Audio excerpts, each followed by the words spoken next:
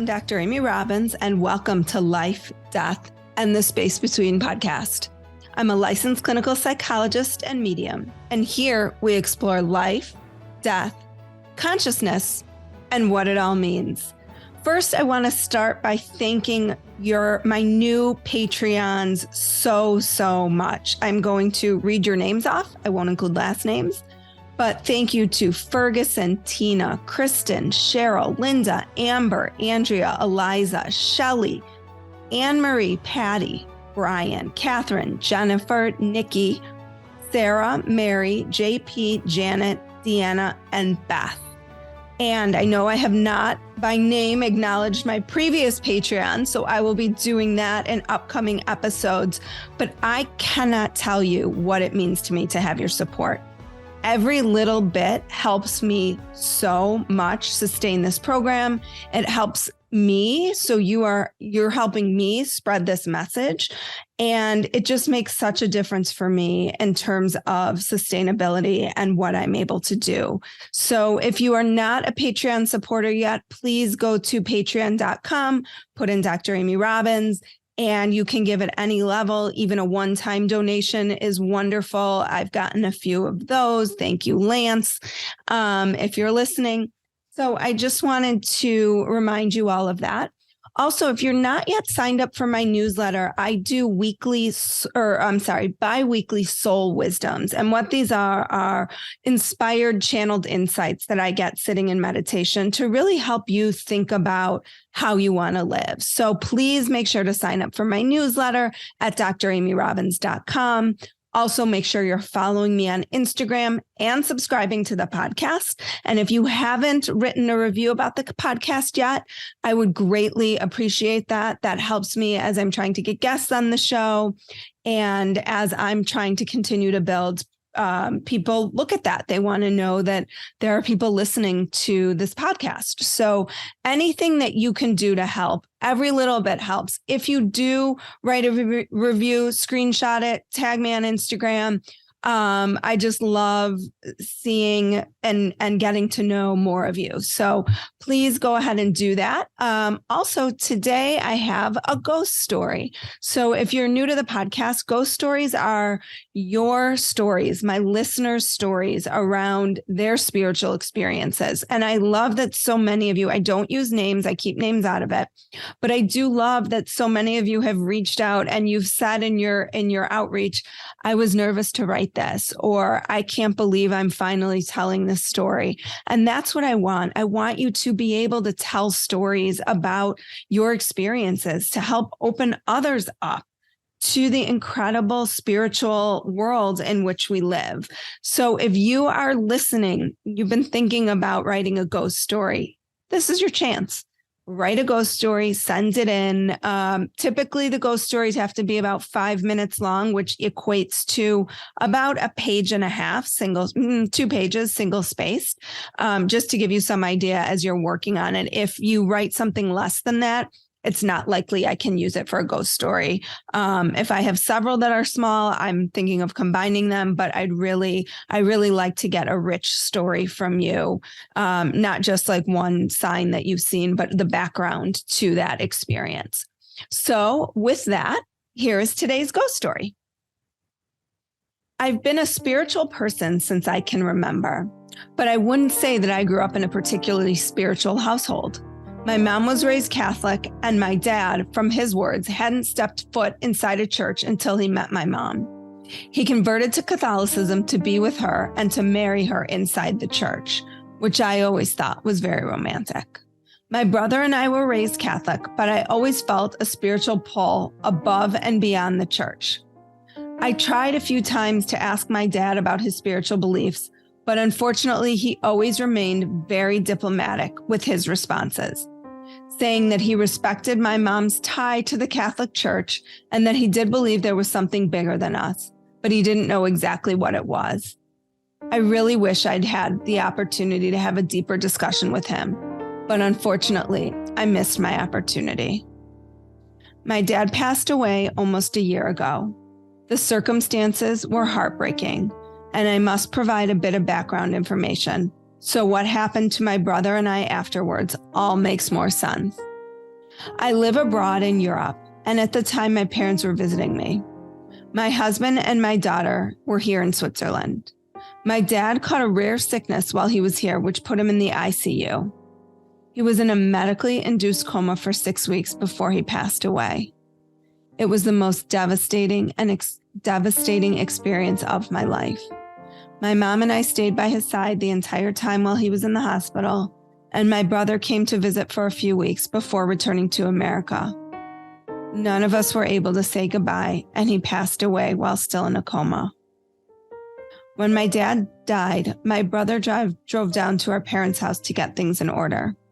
He wanted the house to be warm and welcoming for my mom when she returned to the States. We had been through so much, and we were living in a foggy nightmare. What had started out as a week-long vacation in Europe turned into a 2-month life-changing event, and my mom was returning to her home without her husband. When my mom and I arrived back in America with my dad's ashes in tow, my brother and his wife picked us up from the airport. We cried, embraced, and shared our grieving thoughts. When we got in the car to drive to my parents, my brother paused. "I have something to tell you," he said. "It's kind of weird." You must understand, my brother's a doctor and is not very open with his spiritual beliefs. That's not to say he doesn't have them. It's just not something he's ever been open about. He has often called my love for tarot, meditation, and spirituality a bit wooey-wooey. "It's about the lights," he said. "The lights in the family room. We can't turn them off." "What do you mean?" my mom and I asked, puzzled. "No matter what you do with the light switch, flip it up or down, the lights won't turn off." My mom and I were both a little weirded out, but figured there must be a plausible explanation. When we arrived at my parents' house, we immediately went into the family room to see what he was talking about. He was right. No matter what we did to jiggle the light switch, the lights would not turn off. My mom said that in the 26 years they had lived in that house, they had never had electrical issues before. We all went to bed that night, and my mom again tried to turn the lights off. They wouldn't budge. In my heart, I knew that my dad was wanting us to know he was there, wanting to communicate. The next day, when I had a moment alone with my brother, he pulled me aside and said, "I have something else to tell you, but we can't tell Mom." I was eager to listen, to feel some kind of connection to my dad in hopes he was reaching out. My brother then told me what happened. He had been in the house for over a week, cleaning and preparing for our arrival. About halfway through his time there, he was in the backyard throwing a ball with his dog when he looked up and saw something on the second floor. It was the light in my parents' bathroom. He had been staying alone in the house and hadn't entered their room, but he had been playing in the backyard every day with the dog and had not seen it on before. We both contemplated whether or not either one of them could have accidentally left the light on before they left the country. But knowing how conscientious my dad was, we were in disbelief that they would have left the country without checking every single room to make sure everything was in order. We were both in shock. Was our dad communicating with us, trying to reach us through lights? He had passed away so far from all his family and friends. Was his spirit finally home, and he wanted us to know he was there? But the story doesn't end there. One of the wildest, most serendipitous things happened just a week later. My husband and daughter finally arrived, and I picked them up in my dad's car, which I had always borrowed while in town. My husband, having the huge heart that he does, told me that he wanted to do things around the house to help my mom feel less stressed about the situation. Anything to help her feel better. He wanted to clean out the garage a bit, something my dad had been saying he was going to do but kept putting off, and install a new faucet and handles in the laundry room, another thing my dad had said started with good intention but hadn't finished. Thomas found the new faucet and handles that my dad had purchased in the garage and began the install. When he was finished, he realized he was missing one screw. We went to the local hardware store to see if he could buy the missing screw, but they didn't have it. They said it was very particular for that faucet and handle set and that it wasn't sold separately. We then called my uncle, my dad's brother, who's very handy, and asked if he had one of the screws in his tool shed or if he knew where we could get one. He had come over to take a look. Yeah, the hardware store was right. You have to buy a whole new set. You can't buy this screw separately. We were disappointed because we could see from the box it had been expensive, and it seemed a waste to buy a whole new one to do an entirely new install just because of one missing screw. Thomas scoured the garage for days, and we came up with nothing. I finally gave up and decided to go shopping to buy a new one. On the way to the hardware store, we stopped at a shop to pick something up, and I jumped out of the car to run inside. When I got back in the car, I saw tears in my husband's eyes.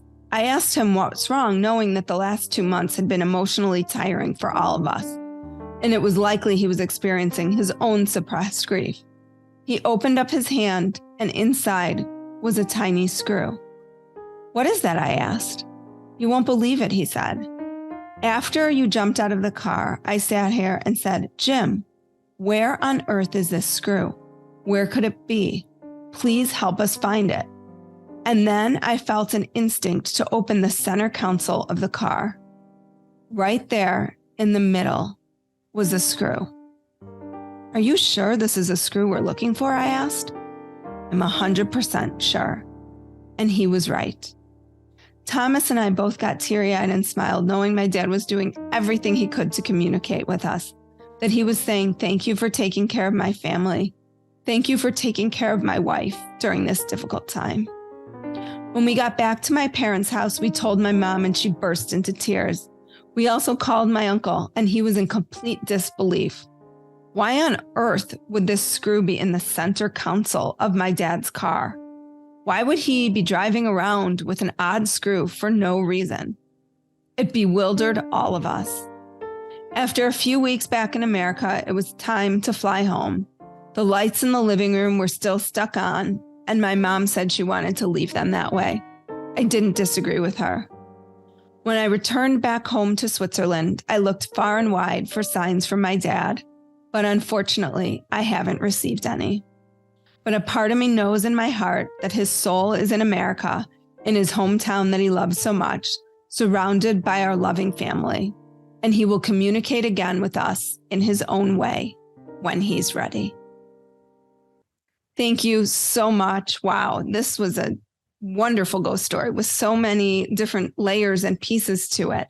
So again, if you have a ghost story to share, please go on my website, dramyrobbins.com, and share your ghost story. And until next time, thank you for listening to Life, Death, and the Space Between. Like what you heard today and want to hear more? Wondering what comes next and what it all means? Head over to Apple Podcast, Spotify, Stitcher, Google Play, or anywhere you get your podcasts and hit subscribe. Also, if you could take a minute to rate and review my podcast, I would really appreciate it. Stay tuned as we continue to explore life, death, and the space between.